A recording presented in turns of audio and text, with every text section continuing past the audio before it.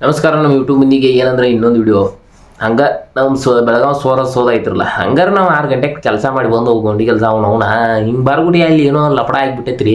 ಲಪಡ ಅಂದ್ರೆ ಗೊತ್ತೈತ್ರ ನಿಮಗೆ. City V ಅದಾರಲ್ಲ ಅವ್ರನ್ನ ಅರೆಸ್ಟ್ ಮಾಡಿಬಿಟ್ಟಾರ್ರಿ ಎತ್ರದೋ ಸಂಬಂಧ.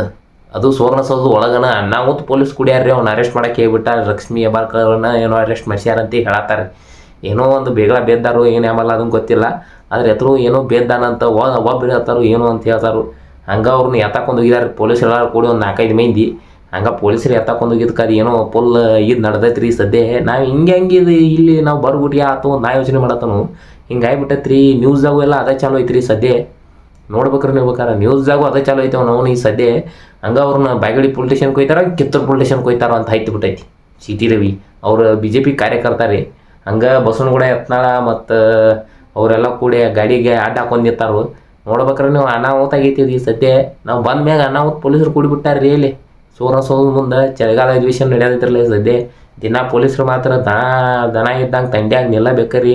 ಬೆಳಿಗ್ಗೆ ಎದ್ದು ನೋಡ್ತವು ಇವ್ರ ಗಾಡಿಗೆ ಕೈ ಹೋಗೋದು ಅನ್ನಗಳು ಹೈತ್ ಹೋಕ್ಕಾರು ಪೊಲೀಸ್ ಅನ್ನಗಳ. ಏನು ಅನಾಹುತ ಐತೆ ಬಿಡ್ರಿ ಚಳಿಗಾಲ ಅಧಿವೇಶನ ಮಾತ್ರ. ಆದ್ರೆ ಏನು ನಮ್ಮ ಉತ್ತರ ಕರ್ನಾಟಕಕ್ಕೆ ಏನು ಮಾಡ್ತಾರಲ್ಲೋ ಗೊತ್ತಿಲ್ಲ.